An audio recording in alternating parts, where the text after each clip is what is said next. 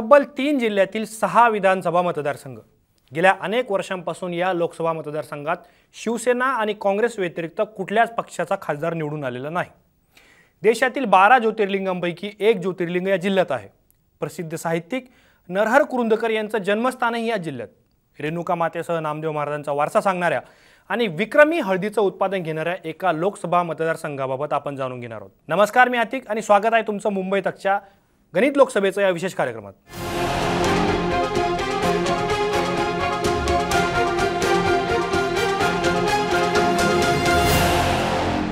भारताला स्वातंत्र्य मिळाल्यानंतर देशातील अनेक ठिकाणी आनंदोत्सव साजरा करण्यात येत होता, परंतु दुसरीकडे मराठवाड्यातील जनता मात्र पारतंत्र्याचा काळोख पाहत होती। याचं कारण मराठवाडा तोपर्यंत हैदराबादच्या निजामाच्या अधिपत्याखाली होता। सरदार वल्लभभाई पटेल यांनी ऑपरेशन पोलो केल्यानंतर हैदराबाद प्रांत भारतात विलीन झाला। त्यानंतर मराठवाड्यातील 8 जिल्हे विनाट महाराष्ट्रात सामील झाले। त्यामध्ये परभणी हा एक महत्त्वाचा जिल्हा। निजामाने राज्य करत असताना हिंगोलीत लष्कराचा तळ उभारला होता। त्यानंतर रुग्णालय देखील निजामाने बांधली। 1803 साली मराठा आणि टिपू सुलतान यांच्या सैन्यात झालेल्या लढाईचाही परभणी आणि परिणामी हिंगोली जिल्हा साक्षीदार। त्या काळात हिंगोलीत पलटण, सिरला, टोकखाना, पैशनपुरा, सदर बाजार ही ठिकाणं अत्यंत प्रसिद्ध होती। मराठवाडा मुक्त झाल्यानंतर हैदराबाद येथील 8 जिल्हे मुंबई प्रांतात म्हणजे महाराष्ट्रात सामील झाले। परंतु 1999 साली परभणीचं विभाजन करण्यात आलं आणि त्यातून एक नवा जिल्हा उदयास आला आणि त्याचं नाव होतं हिंगोली। त्यावेळी कळमनुरी, सेनगाव, औंढा नागनाथ आणि वसमत या भागांचा समावेश नव्या हिंगोली जिल्ह्यात करण्यात आला। आता हिंगोली जिल्ह्याचा जन्म जरी 1999 साली झालेला असला तरी हिंगोली हा 1977 सालापासून लोकसभा मतदारसंघ आहे। या मतदारसंघाने अनेक मोठमोठ्या नेत्यांची महाराष्ट्रासह देशाला ओळख करून दिली।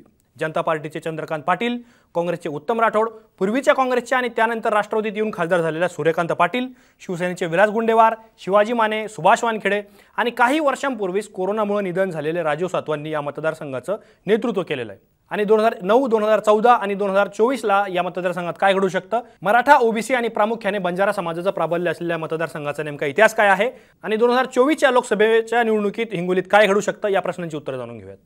1977 साली देशात बदलाचे वारे पाहायला आपल्याला मिळाले। इंदिरा गांधी यांच्या विरोधात मोठा जनक्षोभ निर्माण झाला आणि त्याचा परिणाम मराठवाड्यातल्या काही लोकसभा मतदारसंघावरती झाला आणि त्यातला एक मोठा आणि महत्त्वाचा मतदारसंघ म्हणजे हिंगोली।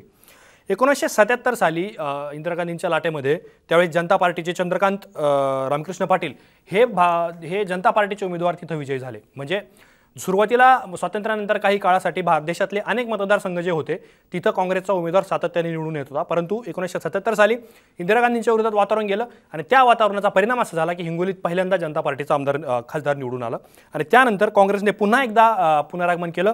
इंदिरा गांधींचा ज्यावेळेस परत त्या राजकारणात सक्रिय झाल्या त्यानंतर त्यांनी 1980, 1984 आणि 1989 मध्ये काँग्रेसचे उमेदवार जे होते उत्तम राठोड यांनी हिंगोलीतून विजय मिळवला। सलग 3 टर्म काँग्रेसने हिंगोलीची जागा जी आहे ती जिंकली आणि त्यानंतर आपण ज्या अर्थाने म्हणू की एक हिंदुत्वाचं वार तयार झालं, राम मंदिराचं आंदोलन सुरू झालं आणि बाळासाहेब ठाकरेंनी एक शिवसेनेची मुहूर्तमेढ जी मुंबईतून रवली होती त्यानंतर त्या शिवसेनेचा जो विचार आहे, बाळासाहेबांचं जे आंदोलन आहे ते मुंबईतून बाहेर म्हणजे मराठवाडा आणि विदर्भात यायला सुरुवात झाली।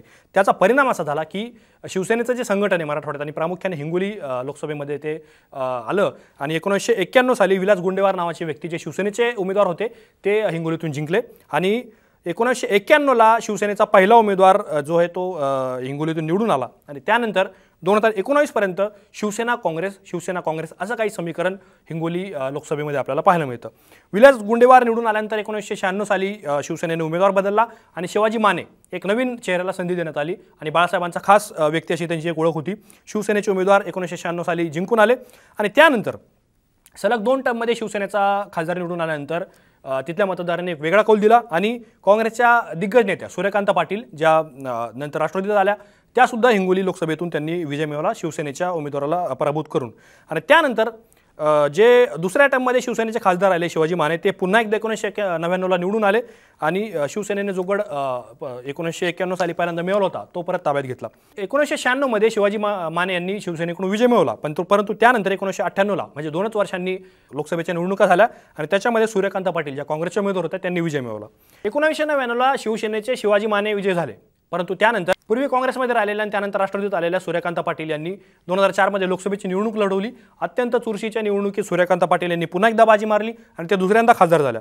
परंतु त्यानंतर 2009 मध्ये शिवसेनेचे पुन्हा एकदा वेगळे उमेदवार सुभाष वानखेडे यांचा विजय झाला आणि यानंतर हिंगोलीतून मोठ्या मोठ्या नेत्यांचा उदय होण्यास सुरुवात झाली. म्हणजे असं नाही आहे की पूर्वी मोठे नेते आले नाहीत. सूर्यकांत पाटील होते, गुंडेवार होते आणि चंद्रकांत पाटील होते, उत्तम राठोड होते. परंतु काँग्रेसच्या दिल्लीतल्या एका वलयामध्ये एक मोठं जो स्थान निर्माण करण्यात ज्यांना यश आलं असे एक राजीव सातव, जे 2014 मध्ये हिंगोलीच्या जागेवरून विजयी झाले. 2014 मध्ये मोदींची लाट होती आणि मोदींच्या लाटेत अनेक दिग्गज नेत्यांचा पराभव झाला. म्हणजे उदाहरणार्थ सोलापुरातून तत्कालीन गृहमंत्री सुशीलकुमार शिंदे यांचा पराभव झाला होता. अशा अनेक नेत्यांची एकतर यादीच आहे. परंतु त्यावेळेस राजीव सातवांनी 2014 मध्ये हिंगोलीतून विजय मिळवला आणि त्यावेळेस 2014ला नांदेडमधून अशोक चव्हाण आणि हिंगोलीतून राजीव सातव हे 2 खासदार महाराष्ट्रात निवडून आले होते. त्यापैकी राजीव सातव एक होते. आणि त्यानंतर राजीव सातवांनी दिल्लीत एक स्वतःचं स्थान निर्माण केलं. पक्ष संघटना असेल किंवा दिल्लीतलं जे राजकारण असेल त्यात राजीव सातवांचं एक मोठं नेतृत्व म्हणून ते समोर आले.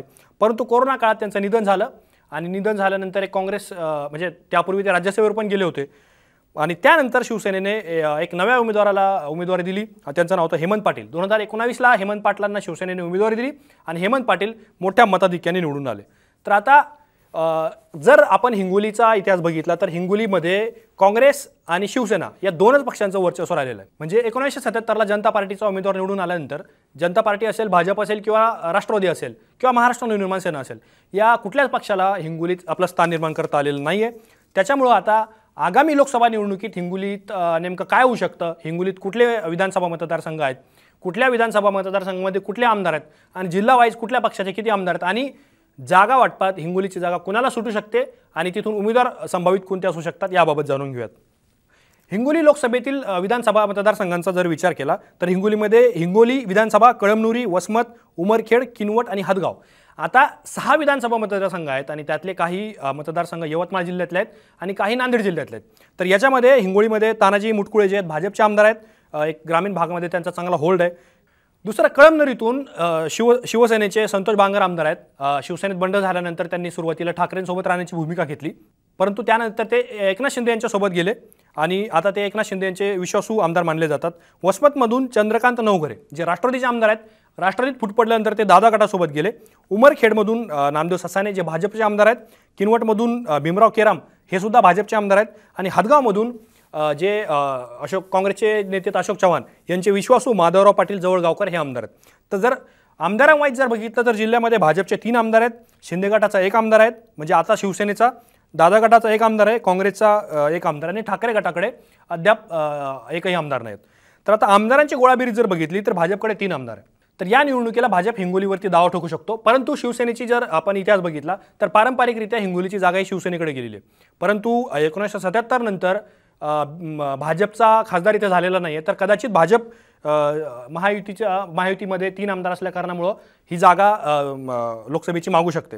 दुसरीकडे शिंदे गटाकडे 1 जागा आहे, दादा गटाकडे 1 जागा आहे आणि तिन्ही पक्षांकडे 1-1 जागा आहे. त्याच्यामुळं महायुती आणि महाविकास आघाडीत पारंपरिकरित्या ही जागा कुणाकडे राहिली आणि कुणाला याबाबत जागा हवी आहे याबाबत मागण्यासुद्धा समोर झालेल्या आहेत. प्रत्येक पक्षाने आता या जागेवरती दावा ठोकला आहे. आता कुठल्या पक्षाकडून कुठल्या नेत्याला निवडणुकीच्या रिंगणात उतरवलं जाऊ शकतं आणि कोणत्या नावांची चर्चा आहे हे जाणून घेण्यापूर्वी 2009 आणि 2014 आणि 2019 मध्ये हिंगोलीत नेमकं काय झालं होतं ते एकदा आपण समजून घेऊयात.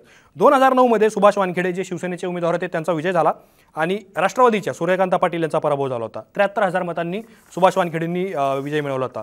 2014 मध्ये जे काँग्रेसचे राजीव सातव होते त्यांचा विजय झाला आणि सुभाष वानखेडे जे शिवसेनेचे उमेदवार होते त्यांचा पराभव झाला. केवळ 1600 मतांनी राजीव सातवांचा विजय झाला होता. आणि 2019 मध्ये हेमंत पाटील ज्या शिवसेनेचा एक नवा चेहरा समोर आला, शिवसेनेने एक वेगळ्या चेहऱ्याला संधी दिली, हेमंत पाटलांचा विजय झाला. हेमंत पाटलांनी 2,77,000 मतांनी विजय मिळवला आणि पूर्वी शिवसेनेत असलेले आणि नंतर काँग्रेसमध्ये आलेल्या सुभाष वानखेडे यांचा त्यांनी पराभव केला होता. तर हेमंत पाटील आता शिवसेनेत बंड झाल्यानंतर एकनाथ शिंदेंच्या सोबत गेले आणि आता विधानसभा अध्यक्षांच्या आणि निवडणूक आयोगाच्या संमतीनंतर शिवसेनेचे ते कदाचित अधिकृत उमेदवार असू शकतात. मागच्या काही निवडणुकांमध्ये हिंगोलीत काय झालं हे आपण समजून घेतलं, परंतु आता 2024 साठी हिंगोलीतून कुठल्या नावांची चर्चा सुरू आहे आणि कुठल्या नेत्यांनी लढण्यासाठी इच्छा व्यक्त केली आहे हे एकदा आपण समजून घेऊयात. तर शिंदे गटाकडून आता सध्या जे विद्यमान खासदार आहेत हेमंत पाटील यांना उमेदवारी मिळू शकते, परंतु जर भाजपने ही जागा मागितली आणि जर महायुतीत ही जागा भाजपला सुटली तर कदाचित निवडणुकीचं चित्र वेगळं असू शकतं. ठाकरे गटाकडून नागेश पाटील अष्टीकर आणि बीडी चव्हाण या 2 महत्त्वाच्या नेत्यांची नावं चर्चेत आहे. काँग्रेसकडून अंकुश देवसरकर या नेत्यांचं नाव चर्चेत आहे. अंकुश देवसरकर यांचा ग्रामीण हिंगोलीत चांगला प्रभाव आहे आणि एक पक्ष संघटनेवर त्यांचं एक वर्चस्व चांगलं आहे. त्याच्यामुळं जर हिंगोलीची सीट काँग्रेससाठी सुटली तर अंकुश देवसरकर यांना तिकीट मिळू शकतं. आणि राष्ट्रवादी शरद पवार गटाकडून जयप्रकाश दांडेगावकर या नव्या चेहऱ्याला संधी मिळू शकते. त्यांचं नाव इथे चर्चेत आहे. भाजपकडून रामदास पाटील सोमठाणकर या नेत्याच्या नावाची चर्चा आहे. जर भाजपला महायुतीत जागा सुटली तर सोमठाणकर महायुतीचे उमेदवार असू शकतात. आणि सगळ्यात महत्त्वाचं म्हणजे वंचितकडून मोहन राठोड या नेत्याच्या नावाची चर्चा सुरू आहे. मागच्या निवडणुकीमध्ये वंचितच्या उमेदवारांनी चांगली मतं घेतली होती. तेव्हा आता 2024च्या निवडणुकीमध्ये वंचितचा उमेदवार किती मतं घेणार आणि वंचित जर महाविकास आघाडीत एंट्री झाली तर कदाचित हे चित्र वेगळं असू शकतं. या सगळ्या नावांची हिंगोली लोकसभेसाठी चर्चा सुरू आहे. याबद्दल तुम्हाला काय वाटतं? हिंगोलीत 2024चा खासदार कोण असू शकतो याबद्दल तुम्हाला काय वाटतं हे आम्हाला कमेंट बॉक्समध्ये कळवा. असेच माहितीपूर्ण व्हिडिओ पाहण्यासाठी मुंबई तकचं यूट्यूब चॅनल सबस्क्राईब करायला विसरू नका.